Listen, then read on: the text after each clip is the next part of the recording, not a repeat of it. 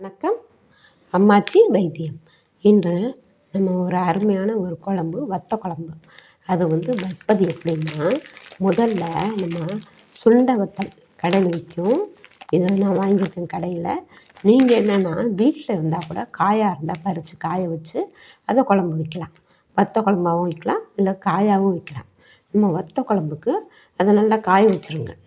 பிறகு இதை நீங்கள் வத்த குழம்பு பார்க்கறதுக்கு முன்னாடி நீங்கள் எனக்கு லைக் பண்ணுங்கள், ஷேர் பண்ணுங்கள், சப்ஸ்கிரைப் பண்ணுங்கள். முதல்ல நம்ம இந்த வத்தல் இருக்குங்க இல்லையா, இது நான் இவ்வளோ வத்தல் எடுத்திருக்கேன். இதில் அரை டம்ளர் எடுத்திருக்கேன்.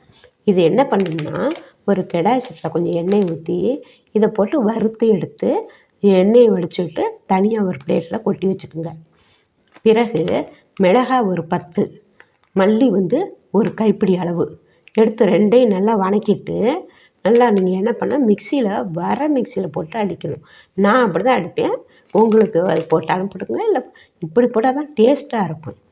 மிளகு, வரமிளகாய், நம்ம மல்லி, மிளகு, சீரகம், நம்ம சோம்பு 2 போட்டு நல்லா மிக்சியில் அடிச்சிருங்க. அடித்து நல்லா பொடியாக பவுடர் ஆக்கிருங்க.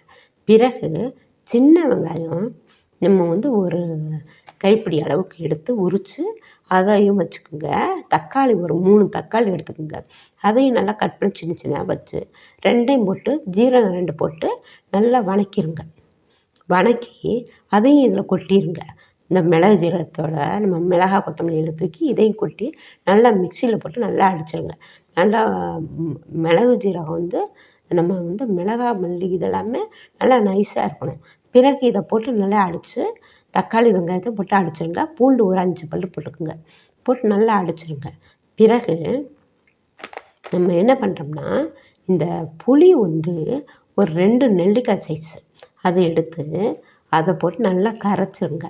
கரைச்சி இந்த பேஸ்ட்டோடு ஊற்றிருங்க. பிறகு நம்ம சின்ன வெங்காயம் ஒரு 10, 12 எடுத்துக்கோங்க. அதோட தக்காளி ஒரு 2 எடுத்துக்கோங்க. இதை சின்ன சின்னதாக கட் பண்ணிக்கோங்க. பூண்டு ஒரு 10, 15 பல் கூட போட்டுக்கலாம். இதில் சின்ன வெங்காயமும் போட்டு 2டையும் போட்டு பூண்டையும் உரித்து போட்டு நல்லா வதக்கிருங்க. இதில் வதக்கிறதுக்கு முன்னாடி நம்ம தாளிக்கிறதுக்கு கடாய் சட்டி வச்சு தாளிக்கிறதுக்கு கொஞ்சம் எண்ணெய் ஊற்றி, நீங்கள் எண்ணெய் வேணுமோ ஊற்றிக்கலாம், உங்கள் பிரியம். நாங்கள் நல்லெண்ணெய் ஊற்றிக்குவோம்.